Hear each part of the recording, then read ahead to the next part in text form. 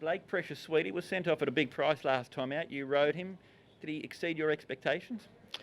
No, he didn't. I thought he would run well. If you look through his form, he's a pretty capable horse on his day in that grade, Class 4. And he was off the back of a freshen up. I thought he had worked well leading into that race down the back straight at Chartin. And I thought if he could reproduce anywhere near his best, he'd be a good chance. And he showed me that he wasn't far off the mark there. Was he a little unlucky? He got held up between the 400 and 300? He was unlucky, yes. Mr. Ho instructed me to, look, he'll jump good, but ride the horse quietly. And when he jumped so well, instead of taking advantage of that jump, instead of allowing him to keep going forward like I naturally would, I restrained him to ride him to instructions. Probably got a pair further back, and then ultimately I had to get held up trying to find clear running. So yes, he was unlucky. That might have been the difference between winning or losing. Hopefully we can atone tomorrow night. Well, because he does get to Happy Valley tomorrow night, where he's had both of his wins, and over a distance that he's had both of his wins at too. For sure, his stats are very good at Happy Valley, especially over 1200. It's where he runs his best races. So I'm optimistic he'll run very well. We've drawn a touch awkward there in Barrier 8, but there appears good speed with Blade Racer at Jintoki. Maybe Oversubscribe will go forward again.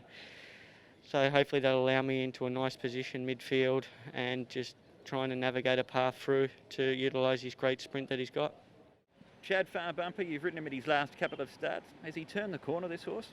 I think he has. His win in Class 5 was pretty dominant. He sat 3 wide without cover, and last start back into Class 4 he ran really well. It was a good solid second. He's drawn a lovely gate tomorrow night as well, and if he can jump and show some speed and be nice and close in the run, he's a very good chance. Was it not ideal what happened in the early stages with him last time out, because he didn't look the quickest out of the gates, and then after you rustled him up, he looked like he wanted to over-race? Yeah, well, he's a horse who generally jumps quickly and races up on the pace, but last start he didn't step away all that well, and when the field crossed him, he wanted to get a bit keen momentarily, resulting in us being a little bit further back than we would have hoped. But he had a nice run throughout from there on in, and he hit the line strongly. But like I say, if we can have him nice and close tomorrow night, I think he's a good chance. You've ridden him in his work since then. How's he been in the mornings? Yeah, really good. He's working well. He's fit and healthy, and he's held his form nicely. Vincent Happy, good guys. You rode him last week. Was he a bit unlucky in that race? Yeah, pace wasn't too quick. Probably should have led, and came on the inside, got held up a bit. If he got a smooth run, it would be really close, I would say. He's backing up this week, the first time that he's backed up like this in his career. Is he the type of horse that you think can handle this sort of situation? I think so. It didn't really had a run last time, and he didn't even race, to be honest. But yeah, hopefully this time we'll give him a better opportunities to perform. Yeah. You won on him 2 starts ago. He's been pretty consistent. Are you confident going into Wednesday night when you look at the sort of form that he's been in? Yes, pretty confident. I think, yeah, as I said, last run can cross it out.